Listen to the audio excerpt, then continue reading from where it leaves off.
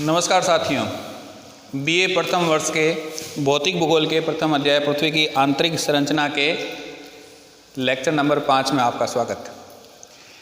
पिछले लेक्चर में हमने पृथ्वी की आंतरिक संरचना की जानकारी देने वाले अप्राकृतिक स्रोतों में घनत्व, दबाव और तापक्रम का अध्ययन किया। इन अप्राकृतिक स्रोतों के अध्ययन से, इन सभी से ये तीन मुख्य बातें निकल के सामने आती है। पहली बात कि पृथ्वी ठोस की भांति व्यवहार करती है। जाहिर है, पृथ्वी है धरातलीय चट्टानी पिंड है, चट्टानी ग्रह है जो ठोस की भांति व्यवहार करता है। और दूसरा कारण ठोस की भांति व्यवहार करने के पीछे उसके चुंबकत्व का गुण और गुरुत्वाकर्षण बल का भी होना है।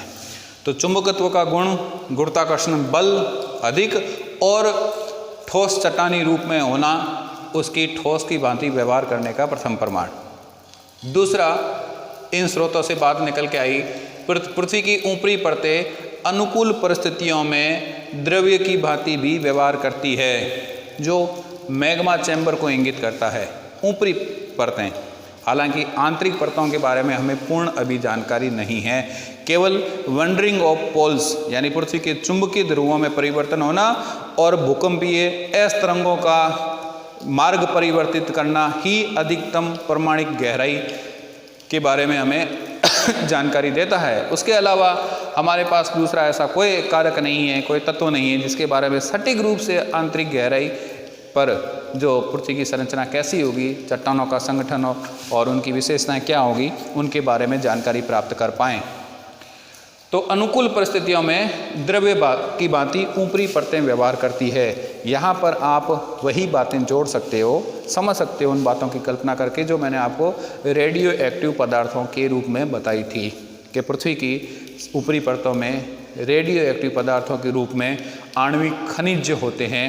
रेडियो एक्टिव पदार्थ स्वयं होते हैं जो विभिन्न प्रकार के, उनकी आपसी रासायनिक अंतःक्रिया के माध्यम से ऊष्मा का जनन होता है। अधिक ऊष्मा के कारण चट्टानें हैं ऊष्मा को ग्रहण करके पिघल जाती है। चट्टानें पिघलेंगी तो उनके साथ है जो गैसें भी बनेंगी। वो गैसें और जल वाष्प इस ज्वालामुखी के लिए रास्ता बनाएंगे और फलस्वरूप वो जो पिघला हुआ भाग है उस ज्वालामुखी क्रिया के माध्यम से धरातल पर उपस्थित हो जाता है, जिससे हम आंतरिक भाग में तप्त होने की कल्पना करते हैं। लेकिन वो केवल अनुकूल परिस्थितियों की बात है, सभी जगह ज्वालामुखी का उद्भेदन नहीं होता है। धरातल पर ज्वालामुखी के दो मुख्य क्षेत्र माने जाते हैं। एक तो पर्वतीय भाग, जहाँ पर हम प्लेटों का जब अध्ययन करेंगे तब समझेंगे कि एक तो पर्वतीय भाग जहाँ जिनकी चोटियों पर ज्वालामुखी का उद्भेदन होता है, और दूसरा महासागरीय तली में जहाँ कहीं भी नीचे भाग होते हैं, जहाँ कहीं भी प्लेटें एक दूसरे से दूर होती हैं, उसके बीच का जो किनारा है जहाँ पर आंतरिक भाग में लावा आंतरिक भाग से ऊपर आकर जल के प्रभाव से जमकर ठोस हो जाता है। तो वो जो शांत उद्गार है वो महासागर की तली के नीचे हैं।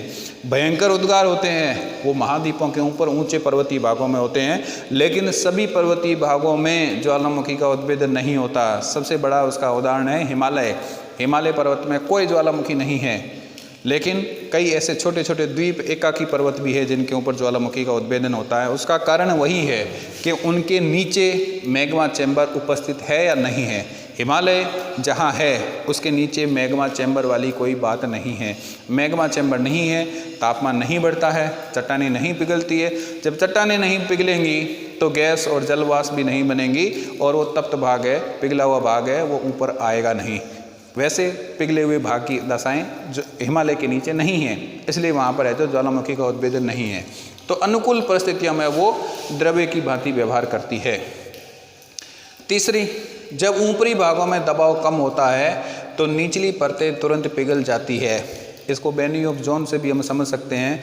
हमने इस दूसरा जो पॉइंट था दबाव, इस दबाव के बारे में पढ़ा कि ऊपर से लगातार बढ़ती गहराई पर जाने पर नीचे वाली परतों में ऊपर वाली परतों का दबाव बढ़ता जाता है, और जितना वायुमंडलीय दबाव एटमॉस्फेरिक प्रेशर पृथ्वी की ऊपरी सतह पर होता है उसकी तुलना में पृथ्वी के केंद्र पर 35 से 40 लाख गुना दबाव अधिक होता है। जब निरंतर दबाव बढ़ता जाता है तो चट्टानों में सघनता उतनी बढ़ती जाती है।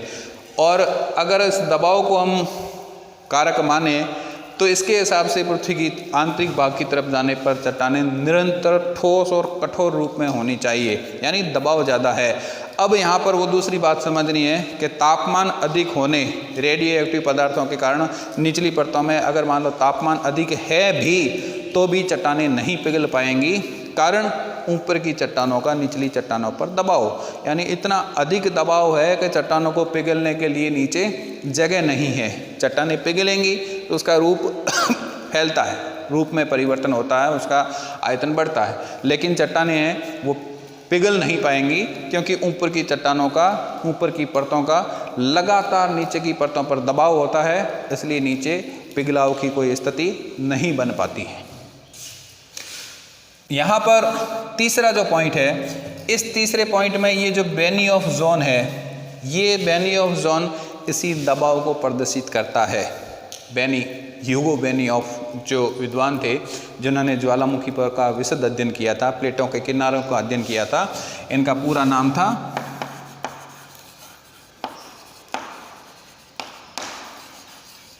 ह्यूगो बेनी ऑफ। तो इनके नाम पर ही उस बेल्ट को बेनी ऑफ जोन कहा गया।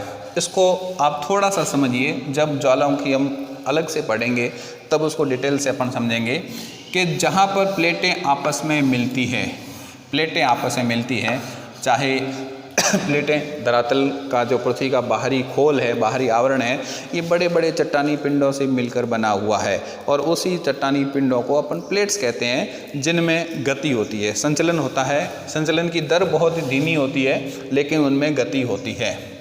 अब ये जो चट्टानें हैं, प्लेटों के किनारे हैं और प्लेटें हैं, इनका नीचे वाली परतों पर लगातार भार है, लेकिन जब आमने सामने क्षेपण की स्थिति आती है, संपीड़न की स्थिति आती है, दोनों प्लेटें आमने सामने गति करती है, तो एक प्लेट दूसरी प्लेट के नीचे क्षेपित हो जाती है, जिसको सबडक्शन की क्रिया कहते हैं। ये क्षेपण की क्रिया, ये इसके नीचे धंस जाती है, एक प्लेट इसके ऊपर आ जाती है।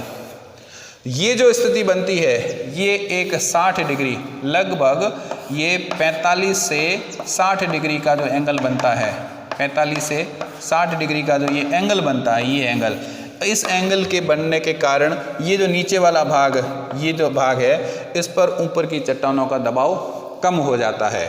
ऊपर की चट्टानों का दबाव, भार कम होने के कारण ये चट्टानें होती है, ये तुरंत पिघल जाती है। इसके पास वाली चट्टानें, इधर वाली चट्टानें, ये नहीं पिघल पाती क्योंकि जितना टेम्परेचर इनको पिघलने के लिए चाहिए उतना टेम्परेचर तो है, उतना तापमान है, गलनांक भी है, लेकिन यहाँ पर ऊपर की चट्टानों का दबाव अधिक है, इसलिए ये चट्टानें नहीं पिघल पाएंगी। यहाँ पर भी इस चट्टानों का दबाव अधिक है तो ये चट्टानें नहीं पिघल पाएंगी, लेकिन यहाँ की चट्टानें पिघल जाती है क्योंकि यहाँ पर दबाव है, जितना था उस दबाव में इस क्षेपण की क्रिया के कारण कमी आ जाती है। इसका अध्ययन ह्यूगो बेनी ऑफ ने किया था और उन्होंने इस 45 से 60 डिग्री की इस क्षेपण सीमा की जो ढलुआ सीमा है, इसको बेनी ऑफ जोन नाम दिया। ये जो बेनी ऑफ जोन है, इसमें दबाव के कम होने के कारण ही ये चट्टानें तुरंत पिघल जाती है और पिघलने के बाद में ये जो कमज़ोर भाग होता है, इस कमज़ोर भाग से ये गैसें और जल वाष्प ये उद्वेलित होते हुए ऊपर ज्वालामुखी का उद्भेदन करते हैं। ये बात समझनी होगी कि जहाँ पर आमने सामने प्लेटें खिसकती है वहीं पर वलित पर्वतों का निर्माण होता है और जहाँ कहीं भी वलित पर्वत होते हैं वो कमज़ोर पर्वत माने जाते हैं, उनका आधार उतना ही कमज़ोर होता है और उनमें से जो है ये मैग्मा, जलवाष्प होती, गैसें होती है, ये रास्ता बनाते हुए ऊपर है जो ज्वालामुखी का उद्भेदन कर देती हैं। तो इस तरह से पृथ्वी पर जहाँ कहीं भी ये प्लेटें हैं जो एक दूसरे के सामने गति करती है, संपीड़ित करती है, विनाशात्मक किनारा पाया जाता है इन प्लेटों का, उनके नीचे ये जो ढलुआ सीमा और ये जो बेनी ऑफ जोन बनता है, ये बेनी ऑफ जोन दबाव के कम होने की स्थिति ही है और इस दबाव के कम होने के कारण चट्टानें होती है वो तुरंत पिघल जाती है। ये कंडीशन है तब चट्टानें पिघल जाती है। तो ये बातें हमें इस घनत्व, दबाव और तापक्रम की स्थिति से समझ में आ जाती है। अब हम बात करते हैं दूसरा मुख्य आंतरिक संरचना की जानकारी देने वाले कारकों में प्राकृतिक स्रोत। प्राकृतिक स्रोत में ज्वालामुखी और भूकंप दोनों ही पृथ्वी की स्वयं की क्रियाएं हैं, संतुलन मूलक क्रियाएं कहें या पृथ्वी की खुद की आंतरिक घटनाएं हैं जो धरातल पर परिवर्तन लाती हैं। लेकिन ये दोनों पृथ्वी की आंतरिक संरचना से संबंधित है, आंतरिक बलों से संबंधित है, इसलिए इनसे हमें आंतरिक संरचना की काफ़ी हद तक जानकारी भी मिल जाती है। बात करते हैं पहला ज्वालामुखी। ज्वालामुखी जो है इसको समझने के लिए पहले इन दो शब्दों पर गौर करना चाहिए, एक तो ज्वालामुख और दूसरा ज्वालामुखी क्रिया। जहाँ पर ये क्रिया आ जाती है और मुख आता है, इनमें बहुत अंतर है। समझने के लिए, जैसा ये एक पहाड़ है, इस पर्वत के ऊपर का वो भाग जहाँ से ये मैग्मा लावे के रूप में बाहर निकलता है और इसके ऊपर ये फूल गोभी के आकार में ये गैसें वगैरह ये इतना बड़ा विशाल आकार धारण कर लेती है। तो ये जो ऊपर का मुख है ये ज्वालामुख कहलाएगा, ये ज्वालामुखी क्रिया नहीं है। ज्वालामुखी क्रिया का मतलब है ये सतह है, इसके नीचे जहाँ कहीं भी रेडियो एक्टिव पदार्थ होंगे, उन रेडियो एक्टिव पदार्थों की लंबी कालांतर में लंबी समय अंतराल में धीरे धीरे आपसी अंतःक्रिया से तापमान का जनन होगा, ऊष्मा का जनन होगा, तापमान बढ़ेगा, गलनांक बढ़ेगा और ये चट्टानें पिघल जाएंगी। ऐसी अनुकूल स्थिति जो देखो यहाँ पर आया था कि अनुकूल परिस्थितियों में, तो जहाँ पर ऊपर मुलायम चट्टानें होती है और नीचे रेडियो एक्टिव पदार्थों के कारण जो ऊष्मा का जनन होकर तापमान के कारण चट्टानें पिघल जाती है, तो ऐसी ज्वालामुखी क्रिया में हमें समझना है कि नीचे जो है एक मैग्मा चैम्बर का निर्माण हो जाता है, ज्वाला इसका मैग्मा भंडार का निर्माण हो जाता है। अब जब चट्टानें पिघलती है तो इनके साथ में अपार मात्रा में गैसें भी निकलती है। अगर मैं इस डस्टर को जलाता हूँ तो इसमें बहुत सारी गैसें हैं जो निसरत होगी, जो वायुमंडल में मिलेंगी। वो गैसें चूँकि ये गर्म होती हैं तो गैसें गर्म होकर हल्की होती ही है और उन गैसों का ऊपर की तरफ बाहर की तरफ दबाव बढ़ेगा, क्योंकि हम जानते हैं पृथ्वी की सतह से केंद्र की तरफ जाएंगे तो दबाव बढ़ेगा और हमेशा अधिक से कम की तरफ प्रवाह होता है। इसलिए आंतरिक भाग में दबाव अधिक है, ऊपर की तरफ सतह की तरफ दबाव कम होगा, तो गैसें ऊपर की तरफ दबाव डालेगी। दूसरी बात, इस मैग्मा चैम्बर इस तप्त भाग के संपर्क में आने से जितना भी ये ऊपरी परतों में भूमिगत जल होता है, ये भूमिगत जल भी इस तापमान के कारण वाष्पीकृत हो जाता है। तो मूल रूप से ये जो जल वाष्प होती है, ये जल वाष्प, ये गैसें, ये है ऊपर की तरफ रास्ता बनाती है, चट्टानों में संधियों में उनको चौड़ा करती है और ये जो रास्ता बना हुआ होता है, इस बने हुए रास्ते में इस अधिक दबाव से कम दबाव की तरफ इन पिघली हुई चट्टानों का प्रवाह प्रारंभ हो जाता है और यही प्रवाह अधिक दबाव के कारण इस पहाड़ के ऊपर वाले भाग को उड़ाकर और ये जो पिघला हुआ रूप है ये धरातल पर निकल आता है।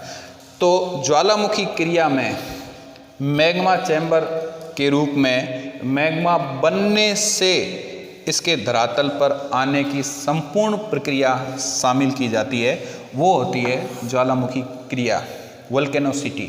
और ये है केवल वोल्केनो, यानी केवल वो एक डिज़ाइन थी, एक मुख था जिससे वो बाहर निकलता है, तो वो मुख है, वो ज्वालामुख कहलाता है। लेकिन ज्वालामुखी क्रिया में ये संपूर्ण प्रक्रिया शामिल है।